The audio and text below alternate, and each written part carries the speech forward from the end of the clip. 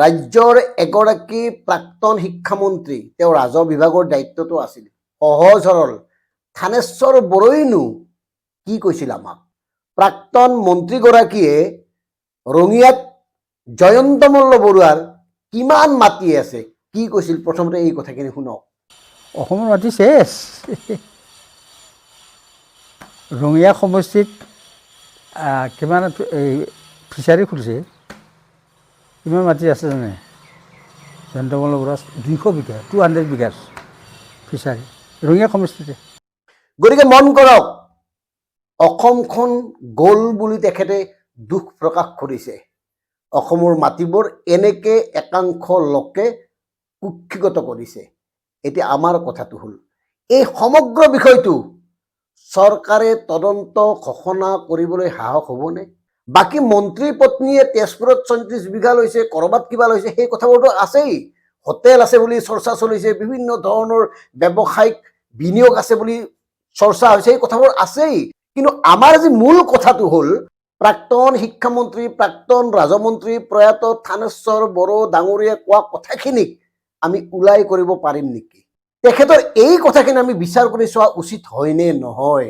এতিয়া মন কৰক, উন্নয়নৰ নামত যদি 2 লাখ কোটি টকা ঋণ লৈ 1 লাখ কোটি টকা সাধাৰণ জনতাৰ মাজত বা হিতাধিকাৰীৰ নামত বিতৰণ কৰি 1 লাখ টকা যদি নেতাসকলে বিভিন্ন অজুহাত দেখুৱাই কুক্ষিগত কৰে, আত্মসাৎ কৰে, তেতিয়াহ'লে তেনেকুৱা উন্নয়ন আপোনালোকক লাগে নে নালাগে?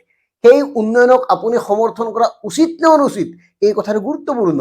কাৰণ মন্ত্ৰী জয়ন্ত মল্ল বৰুৱাই সুদীৰ্ঘ সময়ত যিমান কেলেংকাৰী কৰিছে, মানে আপোনাৰ জল জীৱন মিছনত বিভিন্ন সময়ত এক্সক্লুচিভ ব্ৰেকিং বাতৰি হৈছে, তেওঁৰ পত্নীৰ ফাৰ্মখনে 1 বছৰত 16% আয় বৃদ্ধি কৰিছে। কেনেকৈ সম্ভৱ?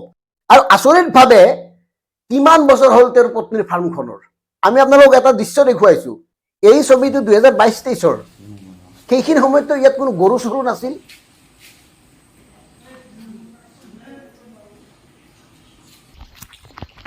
গতিকে হঠাৎ এই গৰুৰ ফাৰ্মখন কেতিয়া কেনেকৈ হ'ল, আৰু এই ফাৰ্মখনে কেনেকৈ ইমান লাভৰ মুখ দেখুৱালে, এই কথাবোৰতো পোহৰলৈ হোৱা উচিত। কাৰণ আমি প্ৰত্যেকেই জানো, হিচাপ নিকাচ ৰাখিবলৈ বিশেষজ্ঞ কিছুমান থাকে। তেওঁলোকে কাগজত হিচাপ ঠিকেই ৰাখে, কিন্তু বাস্তৱ ক্ষেত্ৰত কিমান সঁচা সেই কথাটো চাব লাগিব। গতিকে আমাৰ কথাটো হ'ল, প্ৰাক্তন মন্ত্ৰী থানেশ্বৰ বড়ো ডাঙৰীয়াই যিটো কথা কৈছিল, যিটো অভিযোগ উত্থাপন কৰিছিল, তাৰ ওপৰত ভিত্তি কৰি তদন্ত ঘোষণা কৰক। আৰু আমি জানো, হয়তো ধনবলৰ বাবেই, বাহুবলৰ বাবেই জয়ন্ত মল্ল বৰুৱাই জিকিব। যদি তেখেতৰ সঁচাকৈ সততা আছে, তেতিয়াহ'লে আপুনি নিজেই কওক যে গোটেই বিষয়বোৰ তদন্ত কৰক, সঁচাটো সঁচা ওলাব। কাৰণ আপুনি যি শপতনামাত তথ্য দাখিল কৰিছে, সম্পত্তিৰ তথ্য, সেই তথ্যমতে 2021 চনৰ পৰা 2026 চনলৈকে আপোনাৰ সম্পত্তি প্ৰায় 500% বৃদ্ধি হৈছে।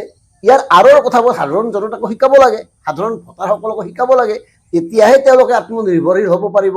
আৰু যদি ভাবিছে যে জনসাধাৰণ আত্মনিৰ্ভৰশীল হোৱা মানে আপোনালোকৰ সান্দহ খোৱা বাৰী তল যোৱা, তেতিয়াহ'লে বেলেগ কথা। আৰু হয়তো এতিয়া এনেকুৱা কথাই হৈছে যে আপোনালোকে জনসাধাৰণক কোনো কাৰণত আত্মনিৰ্ভৰশীল হোৱাটো নিবিচাৰে, কাৰণ আত্মনিৰ্ভৰশীল মানুহে কেতিয়াও আপোনালোকৰ পিছে পিছে এনেকৈ দৌৰি নুফুৰে। গতিকে প্ৰিয় দৰ্শক, কথাবোৰ চিন্তা কৰক। ধন্যবাদ। জয় অসম।